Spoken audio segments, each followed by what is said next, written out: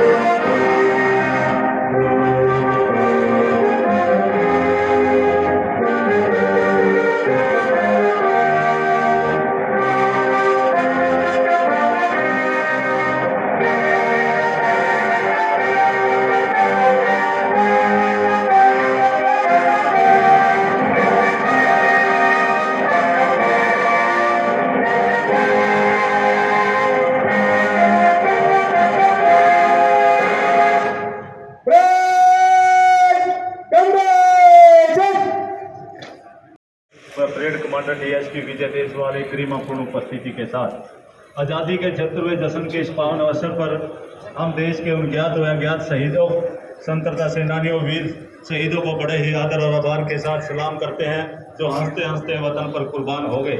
देश के रणबांकुरों के अमर बलिदानों के कारण ही आज हम आज़ादी की से महिला के जवानों की है, इनके साथ खड़ी है होमगार्ड के जवानों की प्लाटून और इन्हीं के साथ है army wing senior division colonel, NCC army wing senior wing colonel और इन्हीं के साथ एनसीसी आर्मी विंग राजकीय वरिष्ठ माध्यमिक विद्यालय असम व NCC air wing girls platoon और इन्हीं के साथ है NCC army wing JPS academy Assam और अंत में है स्काउट व गाइड की प्लाटून। इन सभी टुकड़ियों की वेशभूषा बहुत आदरणीय बुजुर्गों, माताओं, भाइयों, बहनों, नौजवान साथियों और प्यारे बच्चों, आज हर भारतवासी के लिए हर्षोल्लास का दिन है। आज हर गली, हर मोहल्ले में तिरंगा है, हर घर, हर दफ्तर में तिरंगा है, हर वाहन, हर हाथ में तिरंगा है। पूरा देश तिरंगे के रंगों में रंगा है, देशभक्ति के रंग में रंगा है। रंगा भी क्यों ना हो, आज हमने स्वतंत्र राष्ट्र के रूप में 75 वर्ष पूरे कर लिए हैं। इस अवसर पर मैं सभी प्रदेशवासियों को बारंबार बधाई देता हूं। मैं इस पावन अवसर पर स्वतंत्रता की बलिवेदी पर अपने प्राणों की आहुति देने वाले सभी ज्ञात अज्ञात शहीदों को भावभीनी श्रद्धांजलि देता हूं। साथ ही उन वीर सैनिकों को भी सलाम करता हूं जिन्होंने आजादी के बाद देश की एकता व अखंडता की खातिर अपने प्राण न्यौछावर कर दिए। भाइयों बहनों, सन 1857 की क्रांति सबसे पहले अंबाला छावनी से शुरू हुई थी। यहाँ से उठी चिंगारी ने न केवल प्रथम स्वतंत्रता संग्राम का रूप धारण कर ईस्ट इंडिया कंपनी के शासन का अंत किया, बल्कि आगे चलकर ऐसा जन आंदोलन खड़ा कर दिया जिसके बलबूते पर हम सन 1947 में अंग्रेजी हुकूमत को उखाड़ फेंकने में सफल रहे। सन 1857 की क्रांति के दौरान प्रदेश की हर गांव क्रांति का केंद्र बन गया था। भिवानी का अरुणात गांव, हांसी की लाल सड़क, झज्जर की लाल डिग्गी, महम का आजाद चौक और नसीबपुर व ताबड़ू की लड़ाई अंग्रेजी हुकूमत के जुल्मों सितम के खिलाफ हरियाणा वासियों के संघर्ष और बलिदान के साक्षी हैं। प्रिय प्रदेशवासियों, जो कौमें अपने सेनानियों, अपने शहीदों को याद नहीं रखती, उनका अस्तित्व मिट जाया करता है। इसी उद्देश्य से सन 1857 की क्रांति के शहीदों की स्मृतियों को सहेजने के लिए अंबाला छावनी में शहीदी स्मारक का निर्माण किया जा रहा है। इसका कार्य लगभग पूरा होने वाला है। हरियाणा की माटी के लाल राम तुलाराम ने जिला महेंद्रगढ़ के नसीबपुर में अंग्रेजों का डटकर मुकाबला किया था। उनकी याद में वहां जल्दी ही एक स्मारक बनाया जाएगा। इसी तरह रौनाक गांव के शहीदों की याद को ताजा रखने के साथ साथ इसे आदर्श गांव बनाने के उद्देश्य से हमने रौनाक फ्रीडम ट्रस्ट की स्थापना की है। भाइयों बहनों, बड़े ही गर्व की बात है कि प्रधानमंत्री श्री नरेंद्र मोदी के आह्वान पर आज पूरा देश आजादी का अमृत महोत्सव मना रहा है।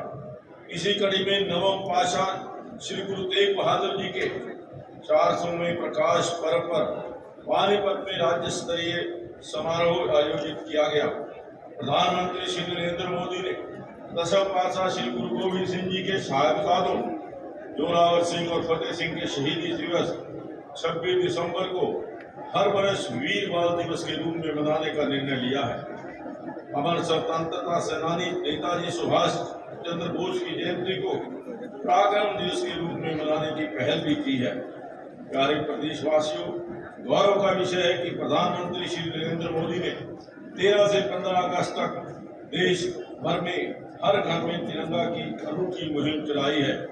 हरियाणा वासियों ने भी उसी जोश और जज्बे के साथ अपने 60 लाख घरों पर राष्ट्रीय ध्वज फहराया है। जिस जोश व जज्बे के साथ हम अपने जवानों को सरहद पर भेजते आए। हरियाणा प्रदेश में आजादी का अमृत महोत्सव बनाने के लिए अब तक 10,000 से अधिक कार्यक्रम आयोजित किए गए और हम यह महोत्सव मनाने में देश में पहले स्थान पर हैं। हरियाणा के मामले में बिल्कुल जय जवान जय किसान का नारा ठीक बैठता है।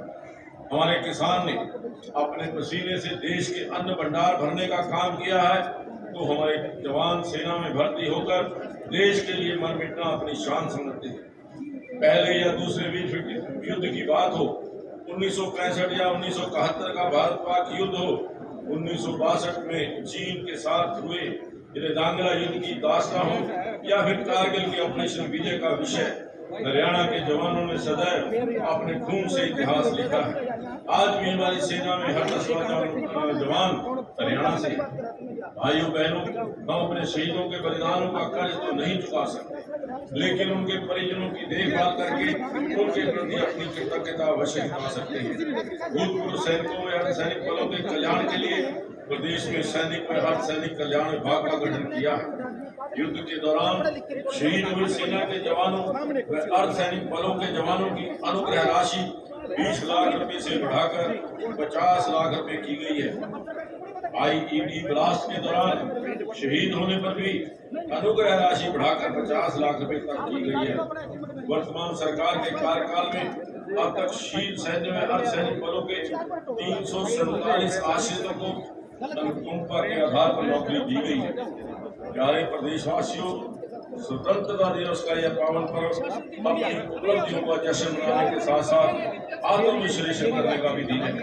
यह दिन हमें यह सोचने का अवसर देता है कि 75 वर्ष के इस कालखंड में हमने क्या हासिल किया। निसंदेह आजादी के बाद राष्ट्र ने उल्लेखनीय प्रगति की है। हरित क्रांति ने हमें न केवल खाद्यान्न में आत्मनिर्भर बनाया, बल्कि उस स्थिति में लाकर खड़ा कर दिया कि आज हम दूसरे देशों को भी निर्यात कर रहे हैं। आजादी के समय जिस देश में सुई तक नहीं बनती थी, वह आज अपनी उन्नत प्रौद्योगिकी के बल पर मिसाइलें बना रहा है।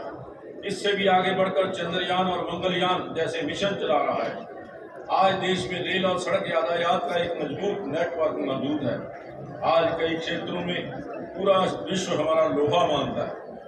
भाइयों बहनों, सुशासन से सेवा के संकल्प के साथ जन सेवा का दायित्व संभालने वाली वर्तमान सरकार ने प्रधानमंत्री श्री नरेंद्र मोदी जी के साथ सबका विकास और हरियाणवी एक के मूल मंत्र पर चलते हुए सबकी तरक्की और उत्थान के लिए काम किया है। महामना पंडित दीनदयाल उपाध्याय मानते थे कि तरक्की का लाभ समाज में आखिरी पायदान पर खड़े व्यक्ति तक पहुंचना चाहिए। यही अंत्योदय है। उनके इसी दर्शन के अनुरूप वर्तमान सरकार ने ई गवर्नेंस के जरिए व्यवस्था प्रवर्तन कर सरकारी सेवाओं और योजनाओं का लाभ पंक्ति में खड़े अंतिम व्यक्ति तक पहुंचाने का जो मुहिम शुरू की थी, वह परिवार पहचान पत्र पहुंच चुकी है। जिसके साथ सभी परिवारों के परिवार पहचान पत्र बनाए जा रहे हैं। इस एकमात्र दस्तावेज से सभी योजनाओं और सेवाओं का लाभ एक पात्र व्यक्ति को घर बैठे ही मिलना लगा है। परिवार पहचान पत्र के पोर्टल से सभी योजनाएं व सेवाओं को साथ जोड़ा जा रहा है। इस वर्ष अधिकांश सरकारी सेवाएं इस पोर्टल के जरिए ऑनलाइन मिलनी शुरू हो जाएंगी। इस पर जन्म मृत्यु का डाटा भी ऑटो अपडेट होना, युवाओं की शिक्षा कौशल में बेरोजगारी का डेटा भी इस पोर्टल पर डाला गया है। पीली राशन कार्ड बनाने का काम भी परिवार पहचान पत्र के माध्यम से किया जा रहा है। शुरुआत में जिला सिरसा व कुरुक्षेत्र में यह योजना पायलट आधार पर शुरू की गई है। यदि कोई व्यक्ति वृद्धावस्था पेंशन के लिए निर्धारित आयु पूरी कर लेता है तो अब उसे अपनी पेंशन बनवाने के लिए सरकारी दफ्तरों के चक्कर नहीं काटने पड़ते। परिवार पहचान पत्र के माध्यम से उसकी पेंशन अपने आप शुरू हो जाती है। सरकार ने सबसे गरीब लोगों को जीवन स्तर ऊंचा उठाने के लिए मुख्यमंत्री अंत्योदय परिवार उत्थान योजना शुरू की है। इसके तहत सबसे गरीब परिवारों की पहचान करके उनकी वार्षिक आय कम से कम 1.80 लाख रुपए की जा रही है। अब तक 30,000 परिवारों को रोजगार के लिए ऋण व अन्य सहायता दी गई है। गरीब परिवारों को मुख्यमंत्री परिवार समृद्धि योजना के तहत 6,000 रुपये वार्षिक सहायता दी जा रही है। प्रदेश में सभी तरह की सामाजिक सुरक्षा पेंशन 1 अप्रैल 2021 से बढ़ाकर 2,500 रुपये मासिक की गई है। आयुष्मान भारत योजना के तहत 27 लाख गरीब परिवारों को 5 लाख तक का वार्षिक मुफ्त इलाज करवाने की सुविधा दी गई है। भाइयों बहनों, वर्तमान सरकार ने प्रदेश के हर क्षेत्र का समान विकास किया है। इस दिशा में पूरे प्रदेश में बड़ी बड़ी परियोजनाएं स्थापित की हैं। प्रदेश में 17 नए राष्ट्रीय राजमार्ग घोषित किए गए हैं। इनमें से 6 का कार्य पूरा हो चुका है। इन सभी राजमार्गों के बन जाने के बाद प्रदेश के हर जिले से कम एक राष्ट्रीय राजमार्ग गुजरेगा। सामान की ढुलाई के लिए अलग से बनाई जा रही रेलवे की 2 बड़ी लाइनें भी हरियाणा प्रदेश से गुजरेंगी। वेस्टर्न डेडिकेटेड फ्रंट कॉरिडोर का 177 किलोमीटर और ईस्टर्न डेडिकेटेड फ्रेट कॉरिडोर का 72 किलोमीटर स्ट्रेच हरियाणा में पड़ेगा। केएमपी और कुंडली गाजियाबाद पलवल एक्सप्रेसवे पर यातायात शुरू होने से दिल्ली में यातायात का दबाव कम हुआ है और हरियाणा की कनेक्टिविटी भी बेहतर हुई है। बरखौदा के निकट लगभग 3300 एकड़ भूमि पर अत्याधुनिक औद्योगिक एवं वाणिज्यिक टाउनशिप तथा सोना में 1400 एकड़ में IMT विकसित किया जा रहा है। लगभग 30,000 करोड़ रुपए की लागत से सराय काले खां पानीपत के बीच रीजनल रैपिड ट्रांजिट सिस्टम की परियोजना शुरू की गई है। पलवल से सोनीपत वाया सोना मानेसर खरखौदा कुंडली तक 6,000 करोड़ रुपए की लागत से बनने वाले हरियाणा ऑर्बिटल रेल कॉरिडोर पर कार्य शुरू हो चुका है। हिसार में प्रदेश का पहला इंटरनेशनल एयरपोर्ट बनाया जा रहा है। सोनीपत के बड़ी में 161 एकड़ भूमि पर रेल कोच रिपेयर फैक्ट्री लगाई जा रही है। बाड़सा के एम्स परिसर में राष्ट्रीय कैंसर संस्थान स्थापित किया गया है। जिला रेवाड़ी में भी एम्स के निर्माण की प्रक्रिया चल रही है। अम्बाला छावनी के सिविल अस्पताल में कसरी कैंसर केयर सेंटर की स्थापना की गई है। प्रदेश में समान विकास की दृष्टि से सरकार का लक्ष्य हर जिले में मेडिकल कॉलेज व 200 बेड का अस्पताल खोलना है। क्लस्टर अप्रोच के तहत सभी क्षेत्रों में पर्याप्त संख्या में स्कूल और 20 किलोमीटर के दायरे में एक कॉलेज खोला गया है। हर क्षेत्र की आर्थिक स्थिति को मजबूत करने के लिए ब्लॉक स्तर पर लघु व मध्यम उद्योगों के क्लस्टर स्थापित किए जा रहे हैं। हर ब्लॉक में एक उत्पाद को बढ़ावा दिया जा रहा है। भाइयों बहनों, सरकार ने अपनी भावी पीढ़ी को कौशल व संस्कार युक्त रोजगार परक शिक्षा प्रदान करने के लिए नई राष्ट्रीय शिक्षा नीति 2020 लागू की है। इसे 2025 तक पूर्ण रूप से लागू कर दिया जाएगा। प्रदेश में स्कूल से लेकर विश्वविद्यालय तक की शिक्षा को कौशल के साथ जोड़ा गया है। प्रदेश में केजी से लेकर पीजी तक की शिक्षा एक ही परिसर में देने की अवधारणा पर कार्य किया जा रहा है। सरकारी स्कूलों में पढ़ने वाले 10वीं व 12वीं कक्षा तक के विद्यार्थियों को 5 लाख टैबलेट दिए जा रहे हैं। वर्तमान सरकार के कार्यकाल में लगभग 87,000 युवाओं को योग्यता के आधार पर सरकारी नौकरियां दी गई है। आउटसोर्सिंग से जुड़ी सेवाओं में ठेका प्रथा बंद करने के लिए हरियाणा कौशल रोजगार निगम बनाया गया है। प्रधानमंत्री श्री नरेंद्र मोदी जी ने हाल ही में अग्निपथ योजना शुरू की है। इसका सबसे अधिक लाभ हरियाणा के युवाओं को ही मिलेगा, क्योंकि सेना में हमारे युवा ज्यादा भर्ती होते हैं। हरियाणा में उन्हें पुलिस भर्ती में प्राथमिकता देने के अलावा विभिन्न क्षेत्रों में उनके लिए नौकरियों के अवसर खोजे जा रहे हैं। भाइयों बहनों, खेलों में हमारे खिलाड़ियों ने ओलंपिक व अन्य अंतर्राष्ट्रीय प्रतियोगिताओं में पदक जीतकर देश व प्रदेश का नाम रोशन किया है। प्रदेश में गत जून माह में खेलो इंडिया यूथ गेम 2021 का सफल आयोजन पंचकूला में किया गया। हमारे खिलाड़ियों ने इन खेलों में 137 पदक जीतकर देश में प्रथम स्थान प्राप्त किया। हाल ही में बर्मिंघम में हुए कॉमनवेल्थ गेम्स में भारत को मिले 161 पदों में से 20 पदक हमारे खिलाड़ियों ने जीते हैं। इनमें 17 पदक व्यक्तिगत स्पर्धा के और 3 टीम स्पर्धा के शामिल हैं। हरियाणा देश का पहला राज्य है जो पदक विजेता खिलाड़ियों को सर्वाधिक नकद पुरस्कार राशि देता है। वर्तमान सरकार ने खिलाड़ियों को 335 करोड़ रुपए से अधिक के नकद पुरस्कार दिए हैं। उत्कृष्ट खिलाड़ियों के लिए सुरक्षित रोजगार हेतु करने हेतु खेल विभाग में 550 नए पद सृजित किए हैं। इससे खिलाड़ियों को अब अपने कैरियर की चिंता नहीं रही। प्रिय प्रदेशवासियों, सरकार महिलाओं को सुरक्षित परिवेश मुहैया करवाने के साथ साथ उन्हें आर्थिक व सामाजिक रूप से भी सशक्त करने के लिए प्रतिबद्ध है। इस दिशा में पंचायती राज संस्थाओं में महिलाओं को 50% प्रतिनिधित्व दिया गया। किसान समृद्ध होगा तभी प्रदेश में समृद्धि व खुशहाली आएगी। इसलिए कृषि सुधार और किसानों के उत्थान के लिए अहम निर्णय लिए गए हैं। MSP पर फसल खरीद की बात हो या प्राकृतिक आपदा से फसल नुकसान की भरपाई का विषय, सरकार बीज से बाजार तक हर कदम पर किसान के साथ खड़ी रही है। MSP पर 14 फसलों की खरीद करने वाला हरियाणा देश का एकमात्र राज्य है। आज फसल विविधीकरण समय की मांग है। बागवानी इस दिशा में एक क्रांतिकारी कदम हो सकता है। हरियाणा देश का पहला राज्य है जिसने बागवानी फसलों को मौसम की मार से बचाने के लिए मुख्यमंत्री बागवानी बीमा योजना शुरू की है। प्रदेश में पशुपालन को प्रोत्साहित करने के लिए किसान क्रेडिट कार्ड की तर्ज पर पशुधन किसान क्रेडिट कार्ड योजना शुरू की गई है। हमारी अर्थव्यवस्था को आगे बढ़ाने में उद्योगों का बड़ा योगदान है। रोजगार सृजन में भी इनकी अहम भूमिका होती है। इसलिए सरकार ने हरियाणा उद्यम एवं रोजगार नीति 2020 लागू की है। प्रदेश के गांवों का विकास सरकार की सर्वोच्च प्राथमिकता है। जल जीवन मिशन के तहत हर घर में जल से नल पहुंचाने वाला हरियाणा देश का पहला बड़ा राज्य है। गांवों को लाल डोरा मुक्त करने की हमारी योजना को केंद्र सरकार ने स्वामित्व योजना के रूप में पूरे देश में लागू किया है। ग्रामीण क्षेत्रों में डिजिटल बनाने के लिए ग्राम दर्शन पोर्टल शुरू किया गया है। यह पोर्टल गांवों को साइबर फेस है, जिस पर 61 ग्राम पंचायतों का डिजिटल डाटा उपलब्ध है। पंचायती राज संस्थाओं के सशक्तिकरण के लिए विभिन्न योजनाएं जिला परिषदों को हस्तांतरित की गई हैं। जिला परिषद के अध्यक्ष को DRDA का चेयरमैन बनाया गया है। सरकार ने नगर निकायों की शक्तियों के विकेंद्रीकरण के लिए कई कदम उठाए हैं।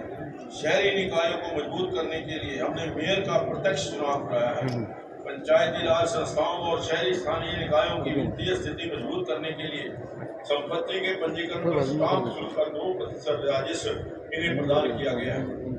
शहरों में आधारभूत संरचना सुदृढ़ बनाने की दिशा में करनाल, गुरुग्राम, फरीदाबाद और पंचकुला को स्मार्ट सिटी बनाया जा रहा है। प्रदेश में पर्याप्त और गुणवत्तापूर्ण बिजली मिल रही है।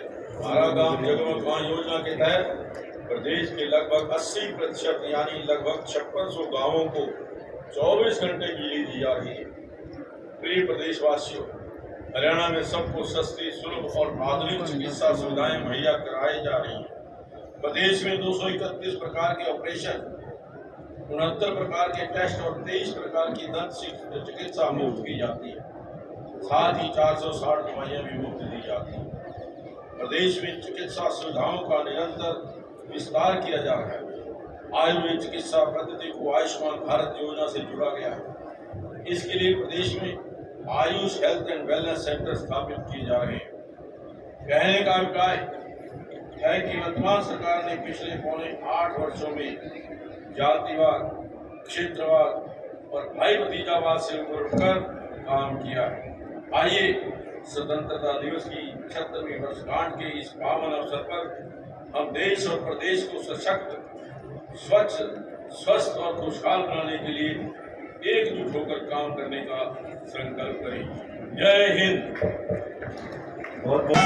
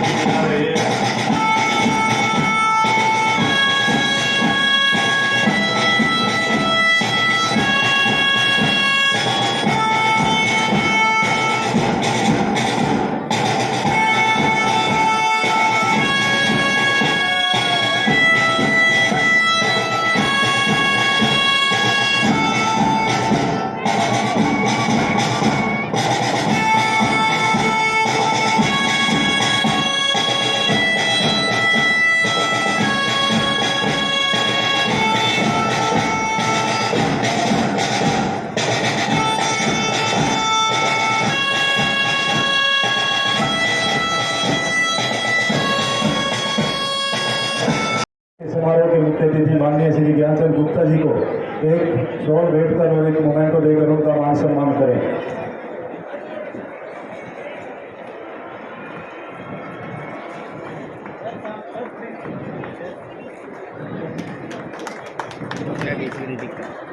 एक और बीच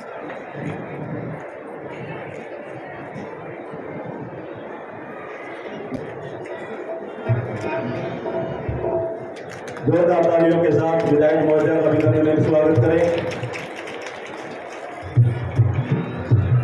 अपने राष्ट्रीय गान के बच्चों से बच्चों ने फर्स्ट पोजीशन हासिल की है। जोरदार तालियां विधायक बच्चियों के लिए।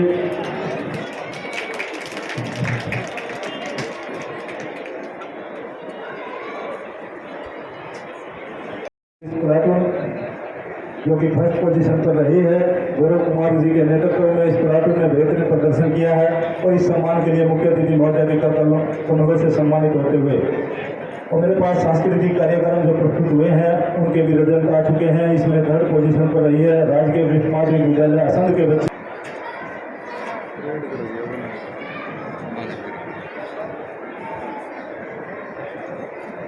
इसके बाद होमगार्ड की प्लाटून जिन्होंने जो कि सेकंड पोजीशन पर रही है वे इस सम्मान के लिए सम्मानित होते हुए और इसके बाद जो फर्स्ट पोजीशन पर रही है हरियाणा पुलिस के जवान, जोरदार तालियां बजाएं हमारे इन जवानों के लिए। उनको भी मैं मंच पर सादर आमंत्रित करता हूं।